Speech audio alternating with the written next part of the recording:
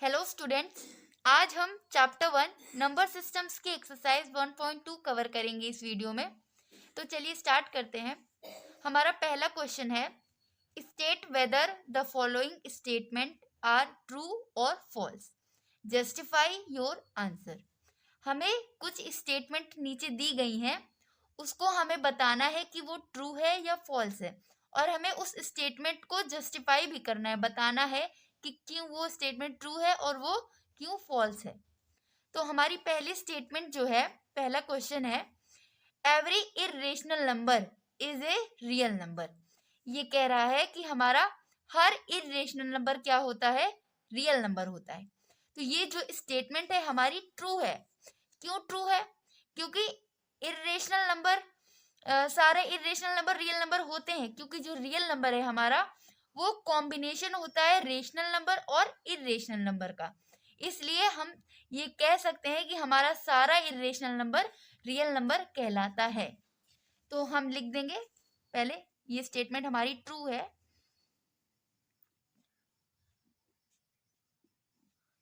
True. और क्योंकि because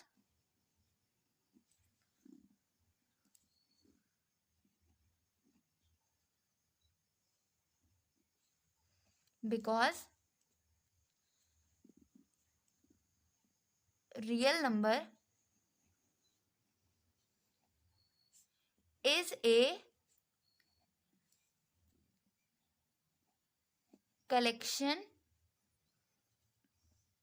of rational and irrational number, of rational and irrational number. तो हमारी पहला पार्ट सॉल्व हो गया है। अब हम सेकंड पार्ट पे आएंगे। हमारा सेकंड पार्ट क्या कहता है? सेकंड स्टेटमेंट है हमारी, every point on the number line is of the form root M where M is a natural number. ये कह रहा है कि हमारा हर पॉइंट नंबर लाइन पे किस फॉर्म में होगा? रूट एम की फॉर्म में होगा, जहां पे एम क्या है? हमारा नेचुरल नंबर है। ये कह रहा है सारा पॉइंट हमारा नंबर लाइन पे जो होगा वो रूट एम की फॉर्म में होगा। तो हम एक एग्जांपल लेके इसको सॉल्व करते हैं। जैसे कि अगर हम मान लें √9, तो इसका स्क्वायर रूट करेंगे, जो हमारा आएगा 3 आ जाएगा। तो ये हमारा नेचुरल नंबर भी है और ये नंबर लाइन पे भी आता है। लेकिन हमारे नंबर लाइन पे नेगेटिव नंबर्स भी आते हैं। क्या आते हैं? नेगेटिव नंबर्स भी। नंबर लाइन पे नेगेटिव नंबर्स भी तो आते हैं। तो ये कह रहा है कि जो हमारा नेचुरल नंबर होगा वो रूट एम के फॉर्म में होना चाहिए। मतलब नंबर लाइन पे जितने भी नंबर्स हैं वो रूट एम के फॉर्म में होने चाहिए। लेकिन ये बात है कि हम √-2 नहीं लिख सकते हैं। कभी भी हम रूट के अंदर माइनस नहीं लगा सकते हैं। तो हमारा ये नंबर लाइन पे आता है और ये अगर हम ऐसे कर देंगे तो ये हो ही नहीं पाएगा। इसलिए ये जो स्टेटमेंट हमारी हो जाएगी, ये स्टेटमेंट हमारी फॉल्स हो जाएगी। ये स्टेटमेंट क्या हो जाएगी? हमारी फॉल्स हो जाएगी। क्योंकि because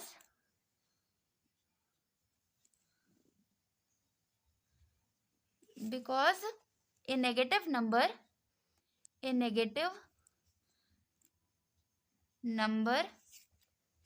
cannot be expressed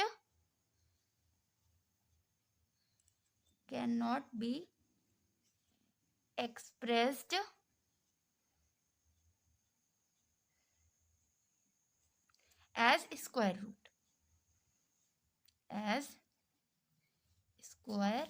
root। मतलब कि हमारा जो नेगेटिव नंबर होगा, जो हमारा नेगेटिव नंबर है वो कभी भी स्क्वायर रूट के फॉर्म में एक्सप्रेस नहीं होगा। इसलिए हमारी स्टेटमेंट क्या हो जाएगी? फॉल्स हो जाएगी। तो अब हम थर्ड वाला पार्ट करते हैं पहले क्वेश्चन का। तो अब हमारा थर्ड स्टेटमेंट क्या है? थर्ड स्टेटमेंट है, every real number, third statement मतलब थर्ड पार्ट है फर्स्ट वाले क्वेश्चन का। Every real number is an irrational number. ये कह रहा है कि हमारा हर रियल नंबर क्या होता है, इर्रेशनल नंबर होता है। तो ये स्टेटमेंट जो है हमारी पिछले से मिलती जुलती है। पिछले में क्या था कि हमारा हर इर्रेशनल नंबर रियल नंबर होता है, वो ट्रू था। बट ये जो है ये स्टेटमेंट हमारी फॉल्स होगी, क्योंकि रियल नंबर, सारे रियल नंबर इर्रेशनल नंबर नहीं हो सकते, क्योंकि रियल नंबर जो है किसका कॉम्बिनेशन है, रेशनल प्लस इर्रेशनल नंबर का कॉम्बिनेशन है। तो रियल नंबर में तो रेशनल नंबर भी एग्जिस्ट करते हैं, तो ये कैसे हो सकता है कि हमारा सारा रियल नंबर इर्रेशनल नंबर हो जाएगा। इसलिए ये जो हमारा स्टेटमेंट दी गई है ये फॉल्स है,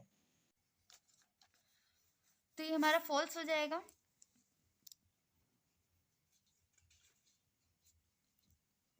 फॉल्स। और इसकी स्टेटमेंट हम लिख देंगे बिकॉज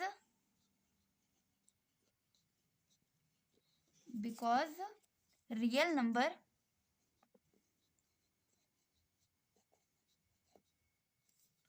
also consist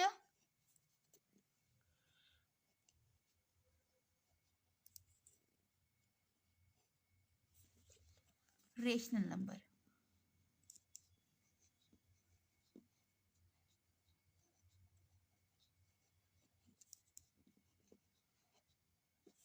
ये हमारा हो गया। अब हम अपना सेकंड क्वेश्चन स्टार्ट करेंगे, सेकंड क्वेश्चन सॉल्व करना। तो हमारा सेकंड क्वेश्चन क्या कह रहा है, are the square root of all positive integers irrational. ये जो हमारा क्वेश्चन है ये हमारा दो पार्ट में दिया गया है, तो पहले हम हाफ सॉल्व कर लेंगे देन हाफ कर लेंगे। तो पूरा क्वेश्चन पहले पढ़ लेते हैं। Are the square root of all positive integer irrational, if not give an example of the square root of a number that is rational number. ये कह रहा है कि क्या हमारा पॉजिटिव इंटीजर उसका स्क्वायर रूट इरेशनल होता है या नहीं होता है, मतलब कि हर पॉजिटिव इंटीजर का स्क्वायर रूट हमारा इरेशनल नंबर होगा या नहीं होगा। तो ये जो है ये नहीं होगा, हम लिख देंगे no the square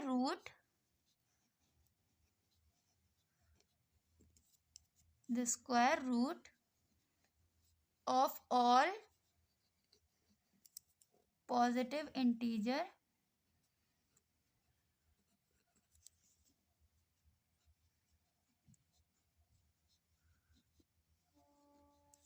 is not irrational।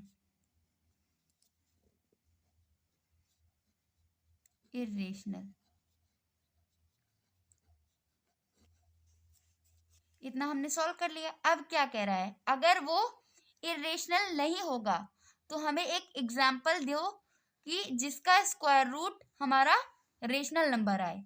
तो हम इसका एग्जाम्पल ले लेंगे, रूट 9। तो रूट 9 क्या है हमारा, एक नंबर लाइन पे ये हमारा आता है, ठीक है। और तो अगर हम इसका स्क्वायर रूट करेंगे तो ये हमारा 3 आ जाएगा, जो कि क्या है, एक रेशनल नंबर है। ऐसे ही हम एक और एग्जांपल ले लेते हैं 4। इसको भी हम सॉल्व करेंगे तो क्या आएगा हमारा 2 आएगा। ये भी क्या है, रेशनल है।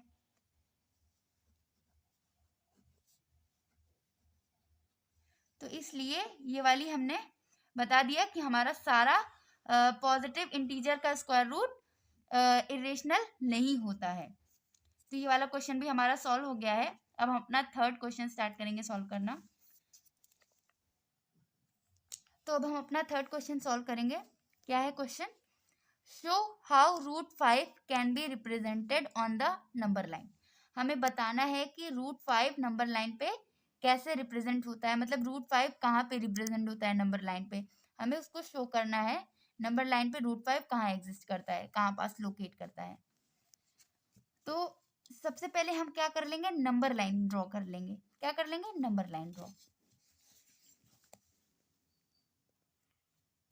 हमें रूट 5 ही चाहिए, तो हम नेगेटिव वाला नंबर नहीं लेते हैं, डायरेक्ट पॉजिटिव से करते हैं।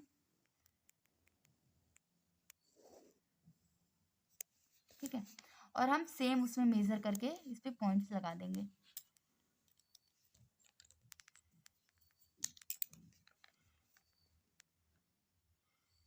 ये हमारा 0 हो गया,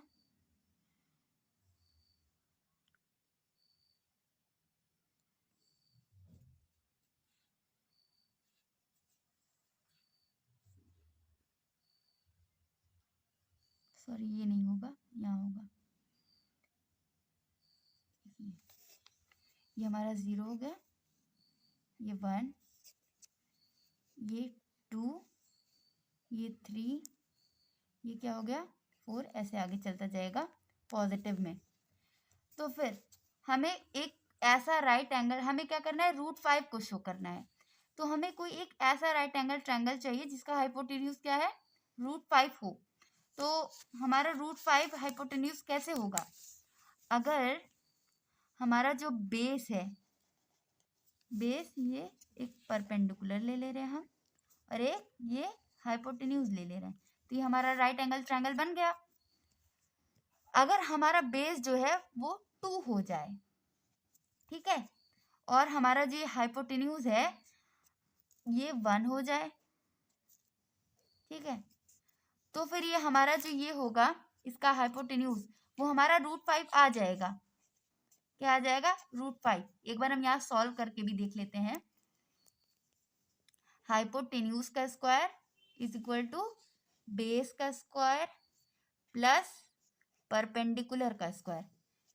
मान लेते हैं ये है O, ये है A, और ये क्या है, B है।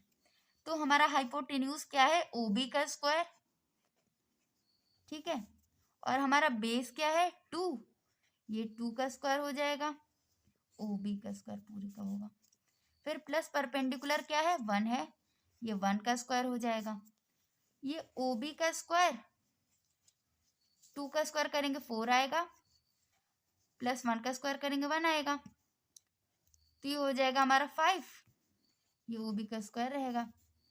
फिर ये स्क्वायर यहाँ से हट के इधर जाएगा तो ये अंडर रूट में कन्वर्ट हो जाएगा, OB इज इक्वल टू √5 आ गया।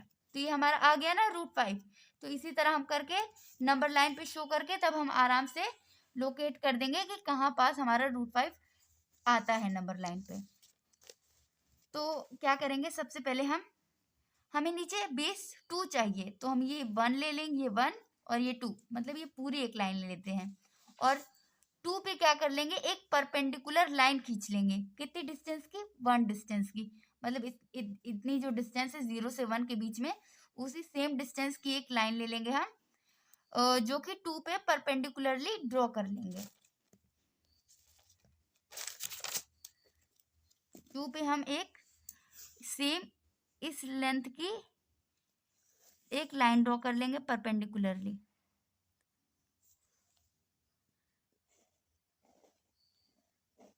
ठीक है।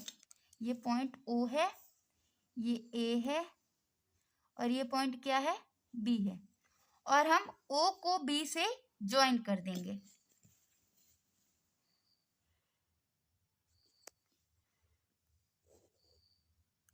तो हमने पहले यहाँ पर सॉल्व कर लिया है, ऐसे राइट एंगल ट्रायंगल बन गया। ये हमारी तो पूरी डिस्टेंस क्या आ गई, 2 आ गई, ये डिस्टेंस हमारी 1 है क्योंकि 1 यूनिट का गैप है। तो ये अगर हम सॉल्व कर लेंगे तो ये हमारा क्या आ जाएगा, √5 आ जाएगा। अभी हमने सॉल्व किया, ये √5 आ गया, ठीक है। अब हम क्या करेंगे, OB की जो डिस्टेंस है उसको कंपास से मेजर करेंगे, देन O को सेंटर मानते हुए B से लेके एक आर्क ड्रॉ करेंगे। तो वो आर्क जहां नंबर लाइन को कट करेगी वही पॉइंट हमारा क्या हो जाएगा, √5 हो जाएगा। तो चलिए ये करते हैं हम।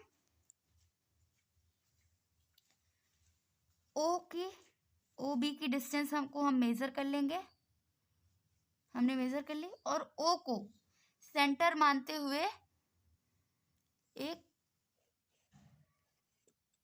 सॉरी ये थोड़ा हिल गया है,